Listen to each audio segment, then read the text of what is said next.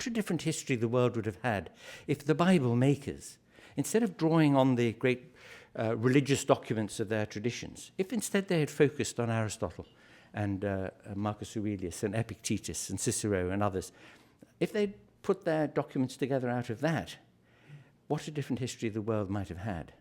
And of course, the minute that I had that thought, I had the other thought, which was, oh dear, well, I'd better try and do it in that case, since nobody else had thought of doing it. And so many decades ago, I began all my reading, collecting texts, putting them together, studying very carefully the history of the way that the sacred scriptures of the world have been put together.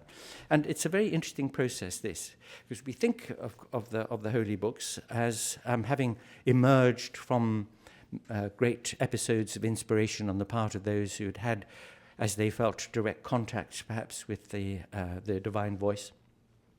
And we tend to treat them rather unhistorically. And when historical scholarship on the origins of the Bible really began in the 19th century and since, and the discovery was made that these texts have multiple sources, that editors interwove these texts and redacted them, changed them, put in other texts, occasionally perhaps deleted inconvenient occurrences of the word not, and shaped them, massaged them a little bit for a what can only be described really as a tendentious purpose, in the sense that it was a tendency to tell a certain story, to convey a certain message about the world and the deity and the relationship between the two. And so I thought, well, I will do this to the non-religious, the secular literature of the great traditions. I will select them, arrange them, edit them, interweave them, every now and then adjust them, modify them, and here and there put in a few passages of my own which would connect or link or introduce.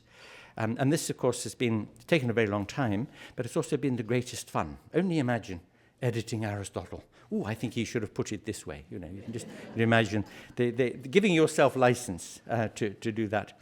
But always with a very responsible end in view, which is to try to produce something which would not displace. It doesn't challenge. It doesn't offer itself as something that should take the other great normative ethical documents of world history and push them aside. Not at all. It's a contribution, and despite its hubristic seeming nature, is really a modest contribution to the great conversation that mankind has with itself about the good.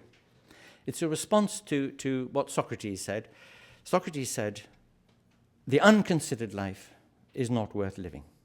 He meant that to reflect on the values that you're going to live by and how you're going to pursue those values and attempt to realize them, to think about how you live and to think what matters, and to be able to make a case to yourself and to others about what matters, and to recognize the great truths about what matters, including the fact that good lives are lives that are centered on good relationships, that our connection with our fellows, with those we love and care about, and with our societies, are really focal to the chance of creating something, a life full of flourishing and well-being, a life which is worth living.